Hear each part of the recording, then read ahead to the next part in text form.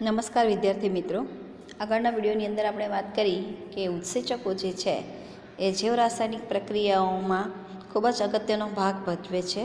ઉત્સેચકની હાજરીમાં રાસાયણિક પ્રક્રિયાનો વેગ અકલ્પ્ય ઝડપે વધતો જોવા મળે છે, જ્યારે ઉત્સેચકની ગેરહાજરીમાં થતી રાસાયણિક પ્રક્રિયાનો દર અધીમો હોય છે.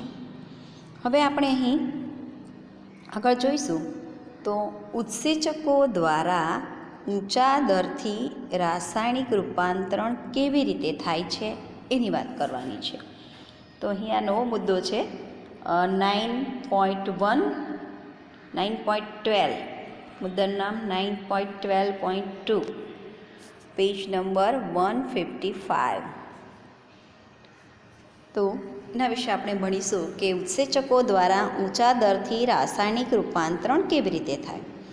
તો આને સમજવા માટે આપણે આગળ પણ વાત કરી ગયા કે ઉત્સેચક જે છે એ ઉત્સેચકને સક્રિય સ્થાન આવેલું હોય છે. એટલે આ રીતે આપણે વાત કરી કે ઉત્સેચક જે છે એ સક્રિય સ્થાન ધરાવે છે, અને આ સક્રિય સ્થાનના વિશે આપણે અગાઉના વિડીયોની અંદર ચર્ચા કરી હતી.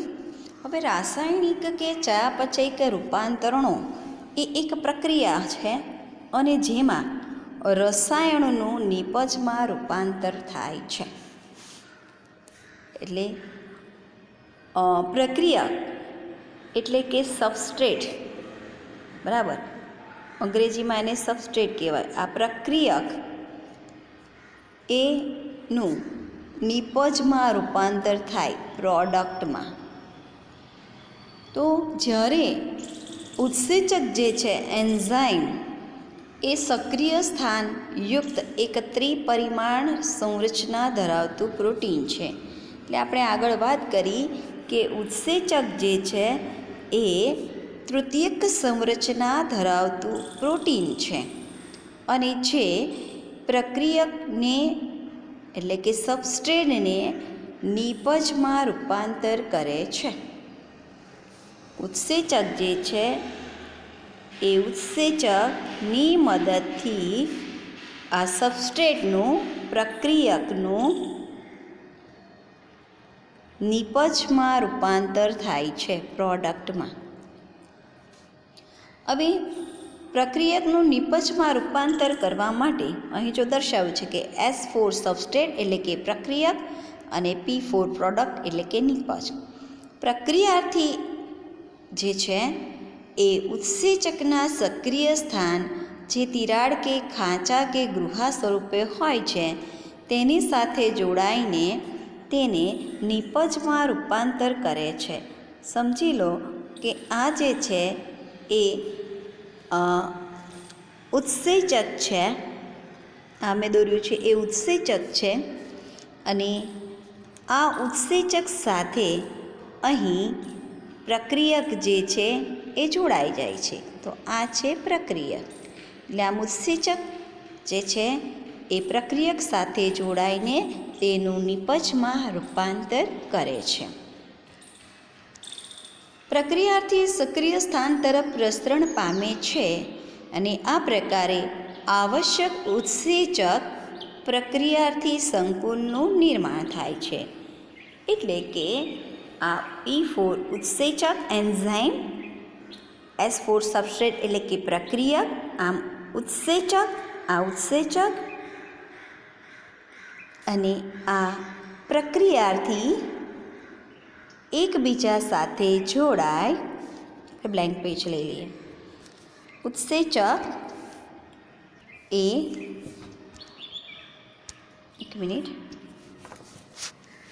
ઉત્સેચક પ્લસ પ્રક્રિયાથી એકબીજા સાથે જોડાય ઉત્સેચક પ્રક્રિયાથી સંકુલ બનાવે છે, કોમ્પ્લેક્સ, અને પછી એનું નિપજમાં રૂપાંતર કરે છે. એટલે ઉત્સેચક અને પ્રોડક્ટ અને પ્રક્રિયાને અંતે ઉત્સેચક પોતાના મૂળ સ્વરૂપે પાછો ફરે છે, અને આપણને પ્રોડક્ટ પ્રાપ્ત થાય છે, નિપજ પ્રાપ્ત થાય છે. તો ઉત્સેચક પ્રક્રિયાથી જોડાઈને ઉત્સેચક પ્રક્રિયાથી કોમ્પ્લેક્સ એટલે કે સંકુલ બનાવે, અને આ ઉત્સેચક પ્રક્રિયાથી સંકુલ બની ગયા બાદ આપણને ઉત્સેચક નિપજનું સંકુલ એટલે એન્ઝાઇમ પ્રોડક્ટ કોમ્પ્લેક્સ બને અને પછી આપણને એન્ઝાઇમ એટલે કે ઉત્સેચક પોતાના મૂળ સ્વરૂપે પાછો પ્રાપ્ત થાય છે અને નિપજ મળે છે. હવે આપણે આગળ વાત કરીએ તો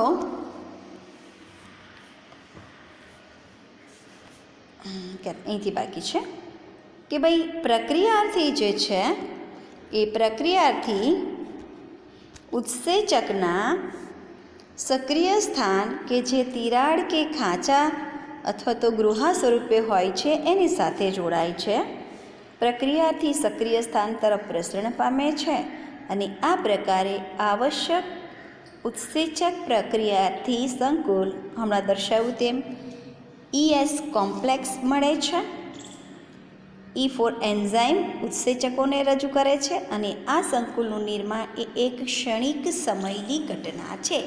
એટલે કે ઉત્સેચક અને પ્રક્રિયાથી જોડાઈને જે ઉત્સેચક પ્રક્રિયાથી સંકુલ બને છે ES કોમ્પ્લેક્સ જે બને છે એ એક ક્ષણિક ઘટના છે.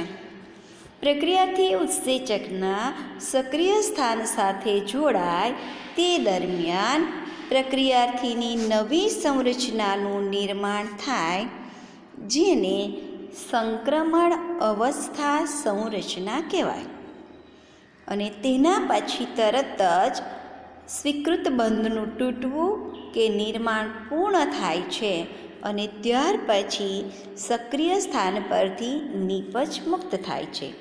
એટલે કે હમણાં દર્શાવ્યું તેમ ઉત્સેચક અને પ્રક્રિયાથી જોડાય, ઉત્સેચક પ્રક્રિયાથી સંકુલ બને અને જેવું આ સંકુલ બને જેને સંક્રમણ અવસ્થા સંરચના કહેવાય. આ દરમિયાન ઉત્સેચક અને પ્રક્રિયાર્થી વચ્ચે બંધો તૂટે અથવા તો બંધનું નિર્માણ પૂર્ણ થાય છે અને પછી તરત જ ઉત્સેચક નિપજ કોમ્પ્લેક્સ બની જાય અને એમાંથી ઉત્સેચક અને નિપજ આપણને પ્રાપ્ત થાય છે. તો આ જે અવસ્થા છે એ સંક્રમણ અવસ્થા સંરચના કહેવાય.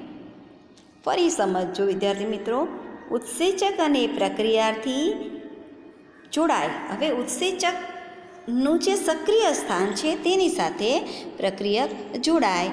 ઉત્સેચક પ્રક્રિયાથી સંકુલનું નિર્માણ થાય જેને સંક્રમણ અવસ્થા સંરચના કહેવાય. આ દરમિયાન ઉત્સેચક અને પ્રક્રિયાર્થી વચ્ચે બંધનું નિર્માણ થાય અથવા તો તૂટવાની પ્રક્રિયા પૂર્ણ થાય છે અને પછી આ ઉત્સેચકના સક્રિય સ્થાન પરથી નિપજ મુક્ત થાય છે.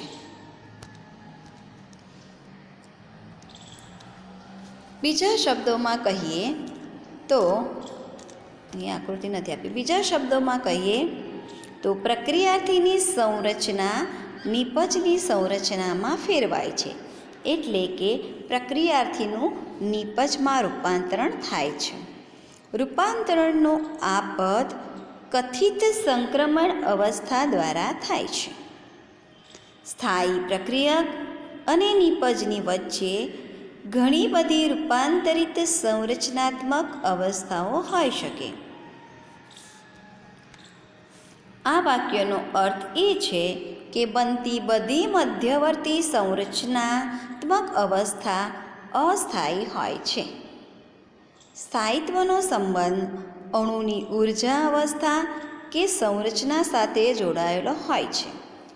જો આપણે એને આલેખ દ્વારા દર્શાવીએ તો આ આલેખ પરથી આપણે એવું કહી શકીએ કે અહીં આ જે છે એ વાય અક્ષ છે, આ છે એક્સ અક્ષ. હવે અહીં જે છે એ આ જે ભાગ છે અહીં પ્રક્રિયક જે છે સબસ્ટ્રેટ જે છે એની સ્થાયી સ્થિતિ દર્શાવી છે અને આ ભાગ જે છે નિપજ પ્રોડક્ટ પી એની સ્થાયી સ્થિતિ દર્શાવેલી છે. આકૃતિ ખાસ સમજવા પ્રયત્ન કરજો. તો હવે પ્રક્રિયક જે છે એ આપણે વાત કરીએ કે પ્રક્રિયાથી નિપજમાં ફેરવાય એનો આપણે આલેખ દ્વારા રજૂઆત કરીએ છીએ. હવે જો અહીં જો આ આલેખ દ્વારા આપણે એને રજૂઆત કરીએ તો અહીં સ્થાયી પ્રક્રિયક અને નિપજની વચ્ચે ઘણી રૂપાંતરિત સંરચનાત્મક અવસ્થાઓ, જો આ વચ્ચેની આ બધી આ રૂપાંતરિત સંરચનાત્મક અવસ્થાઓ જેને મધ્યવર્તી સંરચનાત્મક અવસ્થા તરીકે ઓળખવામાં આવે છે, આ મધ્યવર્તી સંરચનાત્મક અવસ્થા જે છે એ અસ્થાયી હોય છે. અને આને જો આપણે આલેખ દ્વારા રજૂ કરીએ તો આ જે વાય અક્ષ જે છે એ સ્થાયી શક્તિની રજૂઆત કરે છે, એટલે કે પ્રક્રિયકની સ્થાયી સ્થિતિ દર્શાવે છે. વાય અક્ષ પર પ્રક્રિયકની સ્થાયી સ્થિતિ દર્શાવેલી છે અને એક્સ અક્ષ જે છે આ એક્સ અક્ષ એ વચગાળાની અવસ્થા દર્શાવે છે અને આ અવસ્થા દ્વારા રૂપાંતરણમાં ફેરફાર સૂચવે છે. અહીં બે વસ્તુ ધ્યાનમાં રાખવા જેવી છે કે પ્રક્રિયક એસ અને નિપજ પી, આ પ્રક્રિયક એસ અને અહીં આપેલી છે તે નિપજ પી ના વચ્ચે શક્તિ સ્તરમાં ભિન્નતા છે. આ પ્રક્રિયક અને અહીં દર્શાવી છે તે નિપજ, એમની વચ્ચે જે છે એ શક્તિ સ્તર છે એમાં ભિન્નતા જોવા મળે છે.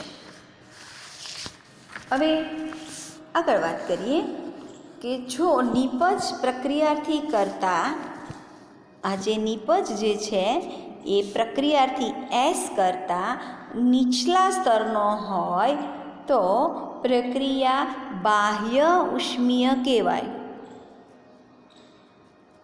નિપજ એ પ્રક્રિયાર્થી એસ કરતાં નીચલા સ્તરનો હોય તો પ્રક્રિયા બાહ્ય ઉષ્મીય કહેવાય. બાહ્ય ઉષ્મીય પ્રક્રિયા એટલે કે બહારથી ઉર્જા આપવી ન પડે એવી પ્રક્રિયા. એટલે આ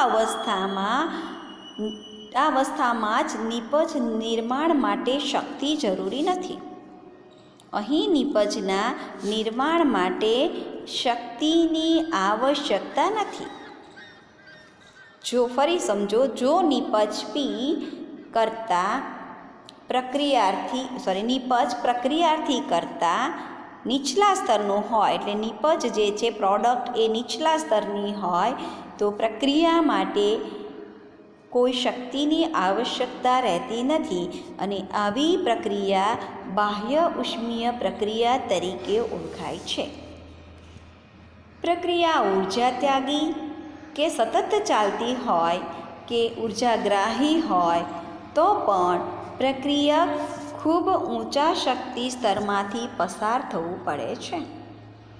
ઉદાહરણ તરીકે શ્વસનની વાત કરીએ તો, એટલે આ પ્રક્રિયાર્થી અને વચગાળાની અવસ્થા, આ પ્રક્રિયાર્થી એસ અને આ પ્રોડક્ટ પી આ વચગાળાની અવસ્થા કહેવાય. તો આ વચગાળાની અવસ્થા જેને સંક્રમિત અવસ્થા તરીકે ઓળખવામાં આવે છે. એટલે આમ પ્રક્રિયાર્થી અને આ સંક્રમિત અવસ્થા વચ્ચે રહેલા સરેરાશ ઉર્જાના તફાવતને સક્રિય શક્તિ કહે છે. આ પ્રક્રિયાર્થી અને આ નિપજ અને આ વચ્ચેની વચગાળાની અવસ્થા સંક્રમિત અવસ્થા, જેને સક્રિય શક્તિ કહેવામાં આવે છે. ઉત્સેચક જે છે એ શક્તિ અવરોધને ઘટાડીને પ્રક્રિયાર્થીમાંથી નિપજના સરળ રૂપાંતરણમાં મદદ કરે છે. એટલે અહીં આ ઉત્સેચક જે છે એ પ્રક્રિયાર્થી જે છે એની સાથે જોડાય અને નિપજમાં એને ફેરવી દે છે. એટલે ઉત્સેચકો આ બધા અવરોધોને ઘટાડીને પ્રક્રિયાર્થીનું એટલે કે સબસ્ટ્રેટનું નિપજમાં રૂપાંતર કરવામાં મદદરૂપ થાય છે. જો હવે આપણે અહીં ફરી અહીંયા સમજીએ એ જ વાત કે વાય અક્ષ જે છે એ સ્થાયી શક્તિ રજૂ કરે છે. એટલે આ વાય અક્ષ જે છે એ સ્થાયી શક્તિ પ્રક્રિયકની સ્થાયી શક્તિ દર્શાવે છે. એક્સ અક્ષ જે છે એ વચગાળાની સ્થિતિ દર્શાવે છે અને વચગાળાની અવસ્થા દ્વારા બંધણીય રૂપાંતરણમાં ફેરફાર દર્શાવે છે. બે વસ્તુ ધ્યાનમાં રાખવાની છે. પ્રક્રિયક અને નિપજના વચ્ચે શક્તિ સ્તરમાં ભિન્નતા હોય છે. તેના માટે પણ આપણે હમણાં વાત કરી કે જો નિપજ પ્રક્રિયાર્થી કરતાં આ નિપજ એ પ્રક્રિયાર્થી કરતાં નીચલા સ્તરનો હોય તો પ્રક્રિયા બાહ્ય ઉષ્મીય હોય અને એ માટે શક્તિની આવશ્યકતા રહેતી નથી. અહીં જે આ ચાર્ટ દર્શાવ્યો છે એ બાહ્ય ઉષ્મીય પ્રક્રિયાનો આલેખ દર્શાવ્યો છે.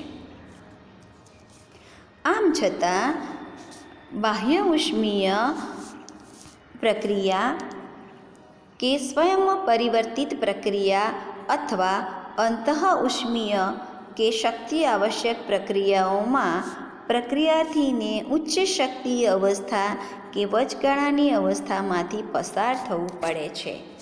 અર્થાત એનો મતલબ એમ કે પ્રક્રિયા જે છે એ બાહ્ય ઉષ્મીય હોય અથવા તો સ્વયં પ્રવર્તિત હોય, આપમેળે થતી હોય, અથવા તો અંતઃ ઉષ્મીય હોય. પ્રક્રિયાઓ બાહ્ય ઉષ્મીય હોય, સ્વયં પ્રવર્તિત હોય કે અંતઃ ઉષ્મીય પ્રકારની હોય તો પણ એમને શક્તિ આવશ્યક પ્રક્રિયાઓમાં પ્રક્રિયાર્થીને ઉચ્ચ શક્તિ અવસ્થા કે વચગાળાની અવસ્થામાંથી પસાર થવું પડે છે. એટલે કે આ ત્રણ પ્રકારની પ્રક્રિયા હોય, બાહ્ય ઉષ્મીય, સ્વયં પ્રવર્તિત અથવા તો અંતઃ ઉષ્મીય હોય તો પણ તેણે આ વચ્ચેની જે સંક્રમિત અવસ્થા જે છે, વચગાળાની અવસ્થા છે, એમાંથી એને પસાર થવું પડે છે. પ્રક્રિયાર્થી અને વચગાળાની અવસ્થા વચ્ચેના સરેરાશ શક્તિના તફાવતને સક્રિય શક્તિ સ્તર કહેવામાં આવે છે. સક્રિય શક્તિ અથવા સંક્રમણ અવસ્થા તરીકે ઓળખવામાં આવે છે. ઉત્સેચક શક્તિ અવરોધને ઘટાડીને પ્રક્રિયાર્થીમાંથી નિપજના સરળ રૂપાંતરણમાં મદદ કરે છે. એટલે આ ઉત્સેચક જે છે એ ઉત્સેચક આ પ્રક્રિયાર્થી જે છે એ પ્રક્રિયાર્થીનું નિપજમાં રૂપાંતરણ કરવા માટે મદદરૂપ થાય છે. આ જે સક્રિય શક્તિ સ્તર જે છે એ વચગાળાની પરિસ્થિતિમાંથી પસાર થવા માટે ઉત્સેચક જે છે એ મદદરૂપ થાય છે, જેથી સરળતાથી પ્રક્રિયાર્થીનું નિપજમાં રૂપાંતરણ થઈ શકે. હવે આપણે આગળ વાત કરીશું ઉત્સેચકની કાર્ય પદ્ધતિ. તો ઉત્સેચકની કાર્ય પદ્ધતિની અંદર આપણે જોઈએ તો ઉત્સેચક જે છે એ ઉત્સેચકના અણુમાં એક સક્રિય સ્તર આવેલું હોય, જેની સાથે પ્રક્રિયક જોડાઈને ઉત્સેચક પ્રક્રિયાથી સંકુલનું નિર્માણ થાય છે. અહીં જો આકૃતિમાં દર્શાવ્યું છે આ ઉત્સેચક છે, આ ઉત્સેચકનું સક્રિય સ્તર છે અને અહીં ગ્રીન કલરના દર્શાવ્યા છે એ પ્રક્રિયક છે. આમ આ ઉત્સેચક અને આ પ્રક્રિયાથી જોડાઈને ઉત્સેચક પ્રક્રિયાથી સંકુલનું નિર્માણ થાય છે. આ સંકુલ અત્યંત ઓછા સમય સુધી યથાવત રહે છે, જે નિપજ અને અપરિવર્તિત ઉત્સેચકમાં વિયોજિત થાય છે.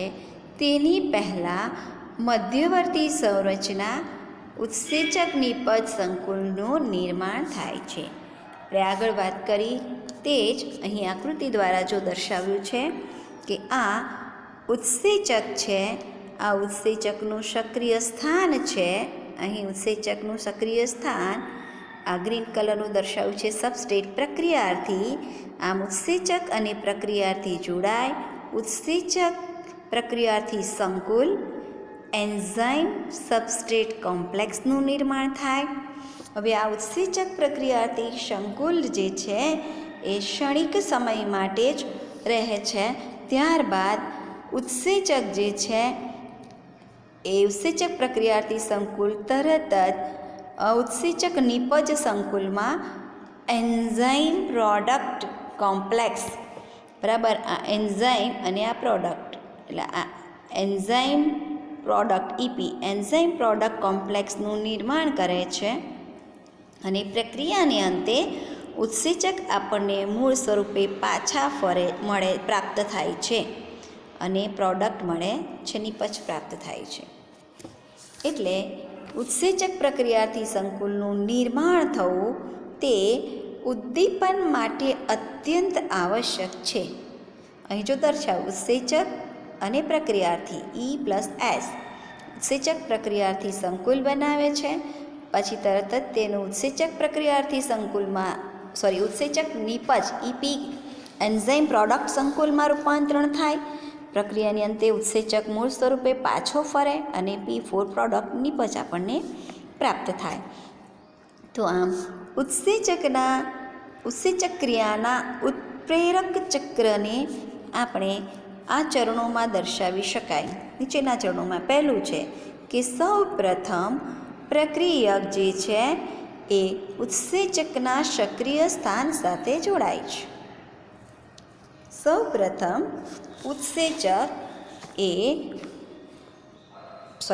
પ્રથમ પ્રક્રિયક એ ઉત્સેચકના સક્રિય સ્થાન સાથે જોડાય છે. બીજું, ઉત્સેચક સાથે જોડાયેલ પ્રક્રિયક ઉત્સેચકના સ્વરૂપમાં બદલાવ લાવે છે, જેથી પ્રક્રિયક ઉત્સેચક સાથે મજબૂતાઈથી જોડાઈ જાય છે.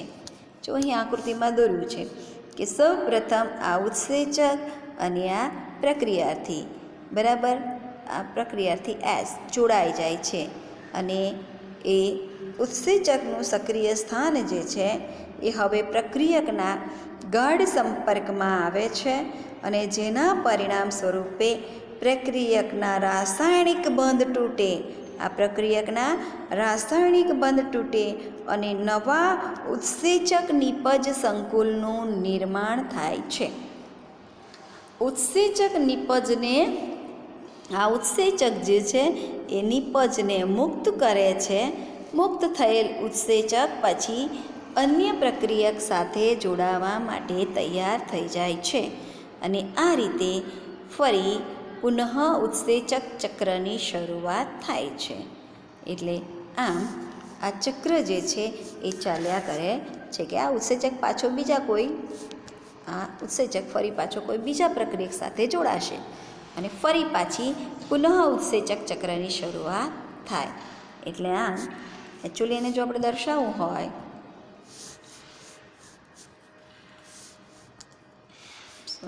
એક જ મિનિટ અહીં દર્શાવ્યું છે આપણે કે ભાઈ આ ઉત્સેચક સબસ્ટ્રેટ જોડાય, ઉત્સેચક પ્રક્રિયાથી સંકુલ બનાવે, આ ઉત્સેચક પ્રક્રિયાથી સંકુલમાંથી ઉત્સેચક પ્રોડક્ટ એટલે કે એન્ઝાઇમ પ્રોડક્ટ કોમ્પ્લેક્સ બને અને પ્રક્રિયાને અંતે આપણને પ્રોડક્ટ પ્રાપ્ત થાય અને એન્ઝાઇમ આ મૂળ સ્વરૂપે પાછો ફરી પાછો અન્ય પ્રક્રિયાથી સાથે જોડાય અને પુનઃ ચક્ર ફરી પાછું આનું આ જ ચક્ર ચાલુ કરશે. એટલે આ રીતે ઉત્સેચક પ્રક્રિયાથી સંકુલનું નિર્માણ થવું અને એનું તૂટવું અને એમાંથી પ્રોડક્ટ પ્રાપ્ત થવી અને પ્રોડક્ટ પ્રાપ્ત થઈને ઉત્સેચક પોતાના મૂળ સ્વરૂપે પાછો ફરે છે. હવે આપણે જોઈએ આગળ કે ઉત્સેચકના ચારે ચાર ચરણો જોઈ લીધા બરાબર. પહેલું, પ્રક્રિયક ઉત્સેચકના સક્રિય સ્થાન સાથે જોડાય, સ્થાન સાથે જોડાઈને ઉત્સેચકના આકારમાં ફેરફાર લાવે છે જેથી પ્રક્રિયક ઉત્સેચક સાથે મજબૂતાઈથી જોડાઈ જાય. ત્યાર પછી હવે પરિણામ સ્વરૂપે ઉત્સેચક અને પ્રક્રિયાથી વચ્ચે બંધનું તૂટવું અને જોડવાની પ્રક્રિયા થશે અને નવું સંકુલ ઉત્સેચક પ્રોડક્ટ કોમ્પ્લેક્સ બનશે અને પછી આપણને નિપજ પ્રાપ્ત થાય અને ઉત્સેચક પોતાના મૂળ સ્વરૂપે પાછો ફરે છે. અને આ રીતે મુક્ત થયેલું ઉત્સેચક એ અન્ય પ્રક્રિયક સાથે જોડાવા માટે તૈયાર રહે અને આ પ્રકારે પુનઃ ઉત્સેચક ચક્રની શરૂઆત થાય છે. હવે વિદ્યાર્થી મિત્રો આપણે ઉત્સેચકની પ્રક્રિયા પર અસર કરતા પરિબળો વિશે જોઈએ. તો ઉત્સેચકની ક્રિયાવિધિ પર અસર કરતા પરિબળો, તો જે પરિબળો પ્રોટીનની તૃતીયક સંરચનામાં ફેરફાર પ્રેરે તે ઉત્સેચકની સક્રિયતાને પણ અસર કરે છે. કારણ કે આગળ આપણે જોયું કે ઉત્સેચકો જે છે એ પ્રોટીનના બનેલા છે અને જે ઉત્સેચકો પ્રોટીનના બનેલા છે તે પોતાની તૃતીયક સંરચના સ્વરૂપે હોય, એટલે કે ઉત્સેચકો તૃતીયક સંરચના સ્વરૂપે આવેલા હોય અને પછી જ એ પોતે કાર્ય કરી શકે છે. એટલે કહેવાનો મતલબ એમ છે કે ઉત્સેચકો પ્રોટીનના બનેલા છે અને એ તૃતીયક સંરચના સ્વરૂપે જોવા મળે છે. આગળ ઉત્સેચક પર અસર કરતા પરિબળોની વાત કરીએ, જેમ કે તાપમાન, pH, પ્રક્રિયકની સાંદ્રતામાં ફેરફાર અથવા કોઈ વિશિષ્ટ રસાયણનું ઉત્સેચક સાથેનું જોડાણ કે જે તેની ક્રિયાશીલતાનું નિયમન કરતું હોય. નિયમન કરતું હોય. તો ટૂંકમાં ઉત્સેચક પર અસર કરતા પરિબળોની અંદર તાપમાન, pH, પ્રક્રિયકની સાંદ્રતામાં ફેરફાર. પહેલું જોઈએ તાપમાન અને pH. તો ઉત્સેચક સામાન્ય રીતે તાપમાનની અને pHની મર્યાદિત ક્ષેત્ર વિસ્તારમાં કાર્ય કરે છે.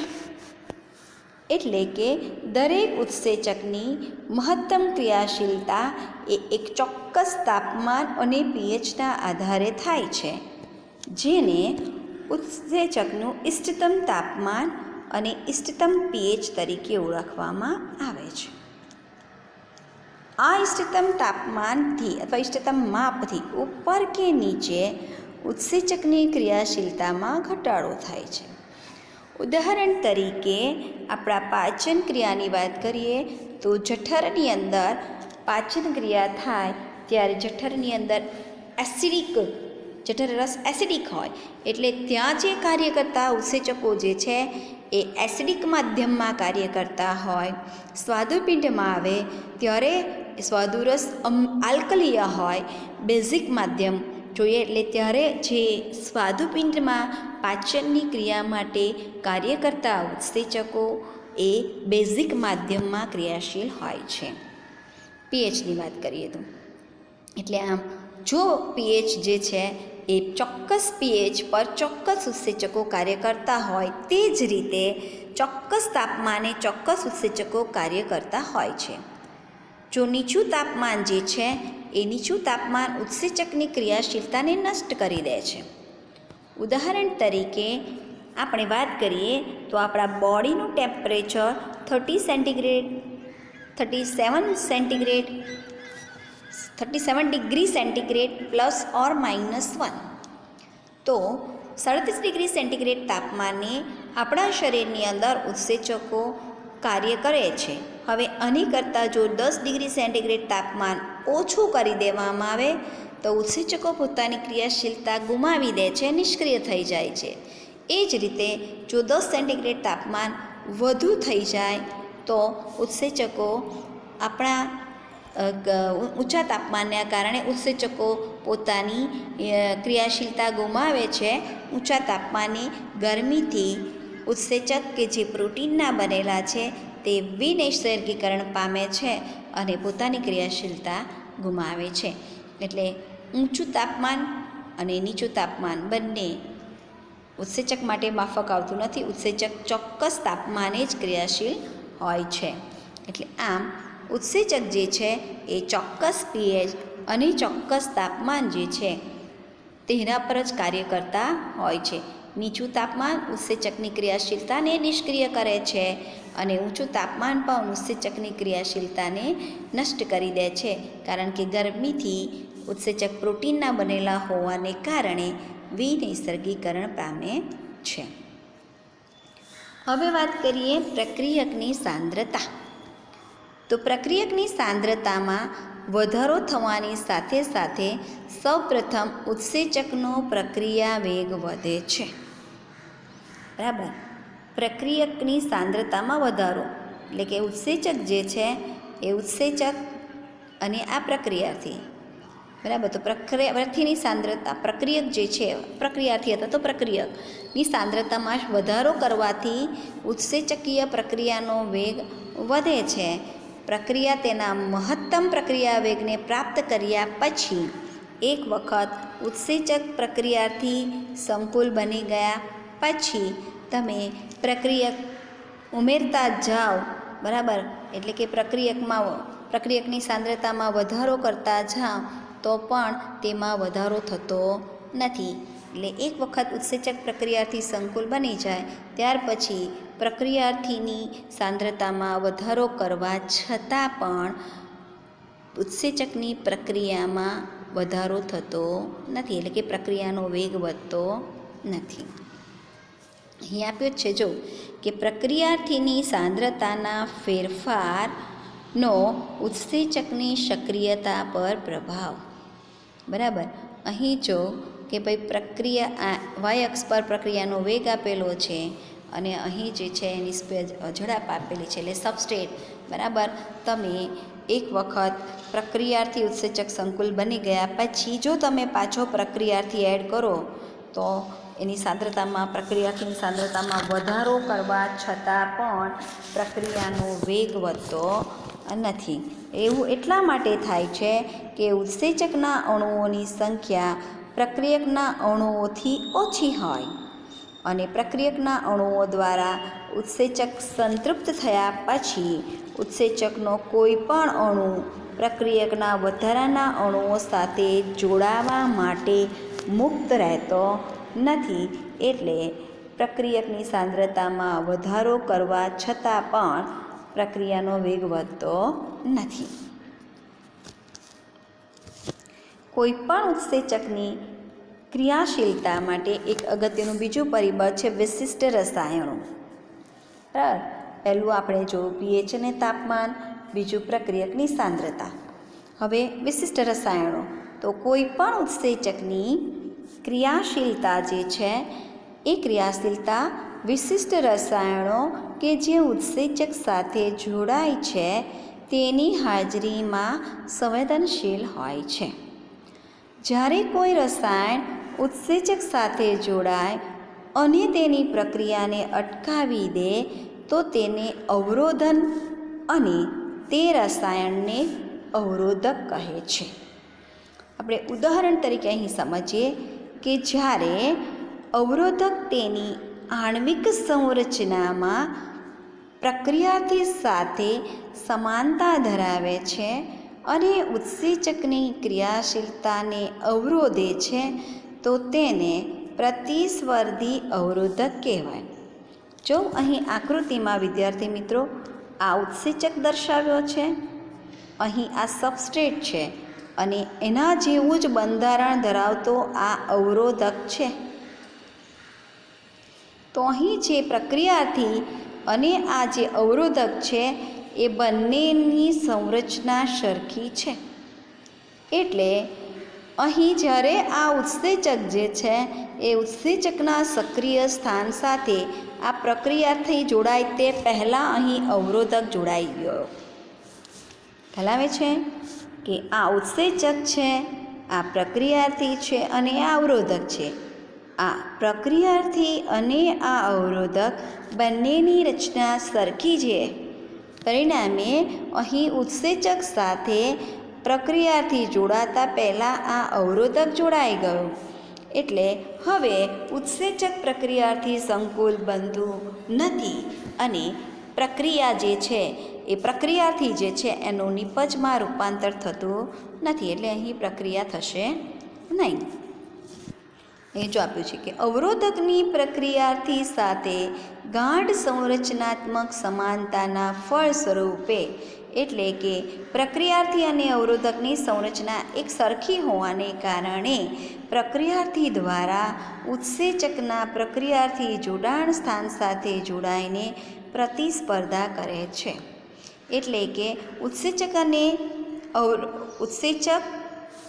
પ્રક્રિયાર્થી અને અવરોધક, અહીં જો એટલે કે અહીં પ્રક્રિયાર્થી અને અવરોધક બંનેની સંરચના સરખી હોવાને કારણે આ ઉત્સેચક સાથે જોડાવા માટે આ પ્રક્રિયાર્થી અને અવરોધક વચ્ચે સ્પર્ધા થાય છે, એટલે પ્રક્રિયાથી જોડાય એ પહેલાં જ અહીં અવરોધક જોડાઈ ગયો અને પરિણામ સ્વરૂપે પ્રક્રિયાર્થી જોડાણ સ્થાન સાથે જોડાઈ શકતો નથી અને ફળ સ્વરૂપે ઉત્સેચક પ્રક્રિયા ધીમી પડી જાય છે. અહીં દર્શાવ્યું છે જો કે આ યલો કલરનો પ્રક્રિયાથી એ આ ઉત્સેચક સાથે જોડાતો નથી, એની જગ્યાએ અહીં અવરોધક જોડાઈ ગયો અને હવે રાસાયણિક પ્રક્રિયા ધીમી પડી જાય છે.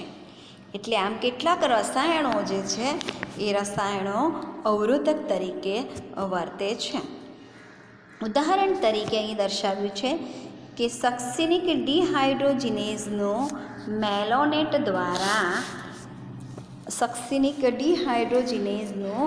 મેલોનેટ દ્વારા અવરોધન કે જે સંરચનાત્મક પ્રક્રિયાથી સક્સિનેટ સાથે વધુ સમાનતા ધરાવે છે.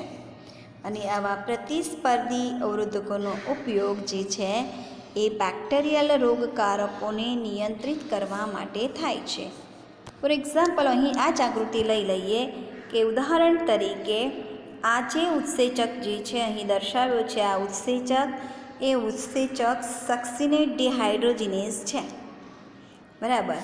હવે અહીં પ્રક્રિયાર્થી આ જે છે એ સક્સિનિક એસિડ છે અને આ અવરોધક તરીકે મેલોનિક એસિડ અથવા તો મેલોનેટ છે, જે પ્રતિસ્પર્ધી અવરોધક છે, બરાબર. અહીં જો આકૃતિ જે છે એ જ દર્શાવું છું કે આ ઉત્સેચક જે દર્શાવ્યો છે એ સક્સિનિક ડિહાઇડ્રોજિનેઝ ઉત્સેચક છે. આ ઉત્સેચક જે છે એ પ્રક્રિયાથી સક્સિનિક એસિડ સાથે જોડાય, એટલે આમ સક્સિનિક એસિડ જે છે એ સક્સિનિક એસિડનું મેલોનેટમાં રૂપાંતર કરવા માટે સક્સિનિક ડિહાઇડ્રોજિનેઝ ઉત્સેચક જોઈએ, બરાબર. એટલે પ્રક્રિયાર્થી જે છે આ સક્સિનિક એસિડ અને બીજો પ્રતિસ્પર્ધી અવરોધક જે છે આ તે મેલોનેટ છે. તો અહીં જ્યારે ઉત્સેચક સાથે સક્સિનિક એસિડ જોડાવાની જગ્યાએ આ મેલોનેટ જોડાઈ ગયું, એટલે ઉત્સેચક જે છે એ પ્રક્રિયાર્થી સાથે જોડાતો નથી, એની જગ્યાએ અવરોધક સાથે જોડાઈ ગયો, એટલે ઉત્સેચક અવરોધક તરીકે ઓળખાય. અને હવે પ્રક્રિયાથી તો વપરાયા વગરનો જ રહી ગયો, અનયુઝ રહી ગયો. પ્રક્રિયાર્થી જે છે એ વપરાયા વગરનો જ રહી ગયો અને પરિણામે રાસાયણિક પ્રક્રિયા થતી નથી. પરિણામે સક્સિનિક એસિડનું મેલોનિક એસિડમાં રૂપાંતરણ થતું નથી. એટલે આમ કેટલાક ઉત્સેચકો જે છે કેટલાક ઉત્સેચકની ક્રિયાશીલતા જે છે એના પર અવરોધકો પણ અસર કરતા હોય છે.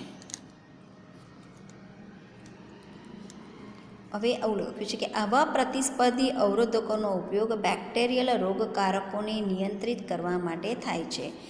એટલે કે કેટલીક દવાઓ જે છે એ દવાઓની અંદર ઉત્સેચકોનો ઉપયોગ કરવામાં આવે છે અને આ ઉત્સેચકો જે છે એની અંદર આ બેક્ટેરિયાઓ જે છે એ બેક્ટેરિયાઓ એનું સ્વરૂપ જે છે ને એ બેક્ટેરિયા જેવું બનાવી દીધું હોય, એટલે બેક્ટેરિયાઓ એની અંદર જોડાઈ જાય અને એને મારી નાખવામાં એનો ઉપયોગ કરવામાં આવે છે. કારણ કે જેમ અહીં સક્સિનિક એસિડ અને મેલોનિક એસિડનું સ્ટ્રક્ચર બંનેનું સરખું હતું ને, તેવી રીતે કેટલીક દવાઓની અંદર આમ અવરોધકો જે છે એનો ઉપયોગ કરવામાં આવે છે અને પછી બેક્ટેરિયાઓ જે છે એ આ રીતે આપણા શરીરની અંદર મૃત્યુ પામતા હોય છે.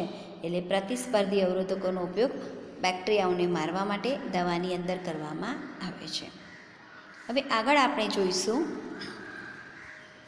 ઉત્સેચકોનું નામકરણ અને વર્ગીકરણ. તો ઉત્સેચકોનું નામકરણ કઈ રીતે કરાય તેની વાત કરીશું. તો હજારો ઉત્સેચકોની શોધ, એમનું અલગીકરણ અને એનો અભ્યાસ થઈ ચૂક્યો છે. ઉત્સેચકો દ્વારા જુદી જુદી પ્રક્રિયાઓના ઉત્પ્રેરકના આધારે તેને જુદા જુદા સમૂહમાં વર્ગીકૃત કરવામાં આવે છે.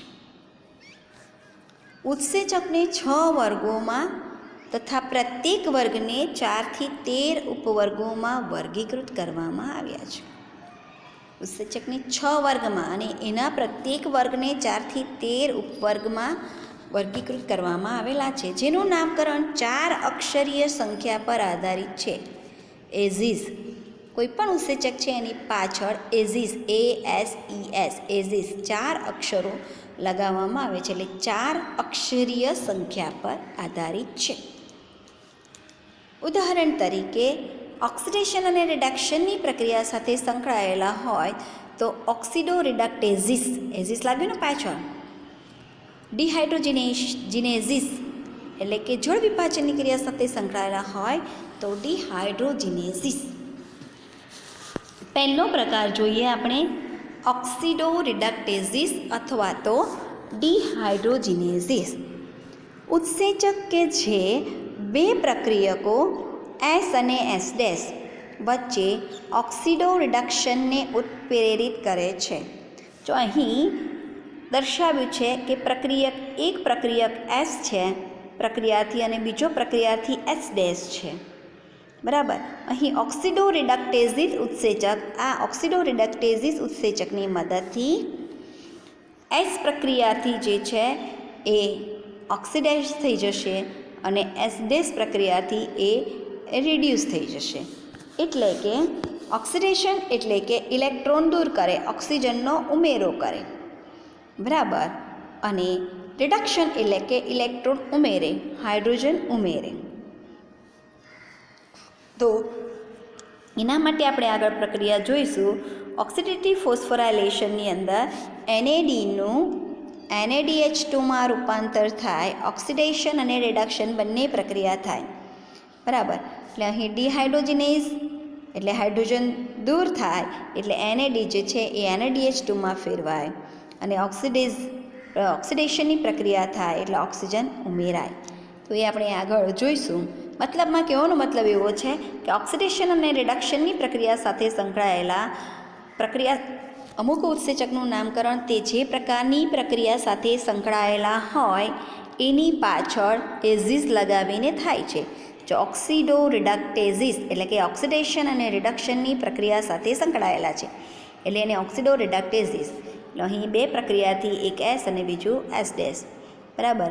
તો આમ એસ એ ઓક્સિડાઇઝ થઈ જશે અને એસ ડેશ એ રિડ્યુસ. બીજો પ્રકાર છે ટ્રાન્સફરેઝિસ. બીજો ઉત્સેચકનો પ્રકાર ટ્રાન્સફરેઝિસ. અહીં હાઇડ્રોલિઝિસ ઉત્સેચક ના આપ્યું, એક જ મિનિટ. હા, ઓકે. હાઇડ્રોલિઝિસ પછી જોઈ લઈશું. ચાલો, અહીંયા બીજો પ્રકાર જે છે એ ટ્રાન્સફરેઝિસ. તો ટ્રાન્સફરેઝિસની વાત કરીએ તો અહીં અહીંયા ઉત્સેચકો જે છે એ ઉત્સેચકો બે પ્રક્રિયાથી અહીંયા આપેલું છે, એક એસ અને બીજો એસ ડેશ. બરાબર. એક પ્રક્રિયાથી જે છે એ એસ છે અને બીજો પ્રક્રિયાથી જે છે એ એસ ડેશ છે. એટલે અહીં ઉત્સેચકો પ્રક્રિયકોની એક જોડ, એક એસ અને બીજું એસ ડેશ વચ્ચે એક સમૂહ જે જી સમૂહ છે એ જી સમૂહના સ્થળાંતરણને ઉત્પ્રેરિત કરે છે. એટલે આમ એસ સમૂહ સાથે સંકળાયેલો એસ પ્રક્રિયાર્થી સાથે સંકળાયેલો જી સમૂહ જે છે, આ એસ પ્રક્રિયાર્થી સાથે સંકળાયેલો જી સમૂહ એ એસ ડેશ પ્રક્રિયાથી સાથે જોડાઈ જાય છે. એટલે આમ એસ સાથે જોડાયેલો જી સમૂહ એ એસ ડેશ સાથે જોડાઈ જાય. એટલે અહીં ટ્રાન્સફર કર્યું, જી સમૂહનું ટ્રાન્સફર સ્થળાંતરણ કર્યું એટલે એને ટ્રાન્સફરેઝિસ તરીકે ઓળખવામાં આવે છે. ત્યાર પછી એ માટે આપણે જોઈશું કે જ્યારે ગ્લાયકોલિસિસની પ્રોસેસ ભણીશું ને તો S4 સમજી લો કે ગ્લુકોઝ છે. બરાબર. અને ગ્લુકોઝ જે છે એ ગ્લુકોઝના છઠ્ઠા કાર્બન સાથે ફોસ્ફેટ જોડાય છે એટીપીમાંથી. એટીપી એ એની સાથે જોડાયેલો સમૂહ છે. ગ્લુકોઝ જે છે એ એટીપી સાથે જોડાઈને ગ્લુકોઝ 6 ફોસ્ફેટમાં રૂપાંતરણ પામે છે. એટીપીમાંથી એડીપીનું રૂપાંતર થાય છે અને એ માટે જવાબદાર ઉત્સેચક છે હેક્ઝોકાઇનેઝ. તો આમ હેક્ઝોકાઇનેઝ જે છે એ ટ્રાન્સફરેઝિસ પ્રકારનો છે, જે ગ્લુકોઝનો અણુ એટીપીમાંથી ફોસ્ફેટને એના છઠ્ઠા કાર્બન સાથે જોડી દે છે.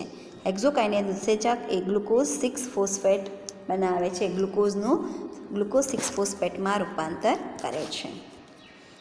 તમારે એ ઉદાહરણ નથી યાદ રાખવાનું, તમારે તો આટલું જ યાદ રાખવાનું છે કે પ્રક્રિયાથી એસ સાથે જોડાયેલો જી સમૂહ એ પ્રક્રિયાથી એસ ડેશ સાથે જોડાઈ જાય એટલે એને ટ્રાન્સફરેઝિસ પ્રકારના ઉત્સેચક તરીકે ઓળખવામાં આવે છે. ત્રીજો પ્રકાર છે હાઇડ્રોલિઝિસ. તો ઉત્સેચક જે છે એ એસ્ટર, ઈથર, પેપ્ટાઇડ, ગ્લાયકોસિડિક, કાર્બન હેલાઇડ અથવા તો ફોસ્ફરસ નાઇટ્રોજન બંધનું જળ વિભાજન પ્રેરે છે. ઉદાહરણ તરીકે આપણા લાળ રસમાં રહેલા લાઇસોઝાઇમ અથવા એમાઇલેજ લાળરસમાં લાઇસોઝાઇમ અથવા એમાઇલેજ ઉત્સેચક રહેલો હોય છે એ સ્ટાર્ચનું જળ વિભાજન પ્રેરે છે અને એનું ગ્લુકોઝ પ્લસ ગ્લુકોઝમાં રૂપાંતર કરે છે. અથવા તો આગળ આપણે ડાયસેકેરાઇડમાં જોયું ને કે સુક્રોઝ જે છે એ સુક્રોઝ ડાયસેકેરાઇડ છે, એનો ઉત્સેચક સુક્રેઝ જે હાઇડ્રોલેઝિસ પ્રકારનો છે, આ સુક્રેઝ ઉત્સેચકની હાજરીમાં એ ગ્લુકોઝ પ્લસ ફ્રુક્ટોઝમાં ફેરવાઈ જાય છે. એટલે આમ જટિલ અણુ જે છે એ જટિલ અણુ સુક્રોઝનું સરળ અણુ ગ્લુકોઝ અને ફ્રુક્ટોઝમાં રૂપાંતર કરવા માટે સુક્રેઝ ઉત્સેચક જવાબદાર છે, જે જળ વિભાજનની પ્રક્રિયા કરે છે, એટલે એને હાઇડ્રોલેઝિસ તરીકે ઓળખવામાં આવે છે. આગળ ચોથો પ્રકાર જોઈએ, લાયેઝિસ. તો લાયેઝિસ તો જળ વિભાજન સિવાય પ્રક્રિયકોમાંથી સમૂહને દૂર કરવા માટે સંકળાયેલા ઉત્સેચકો છે.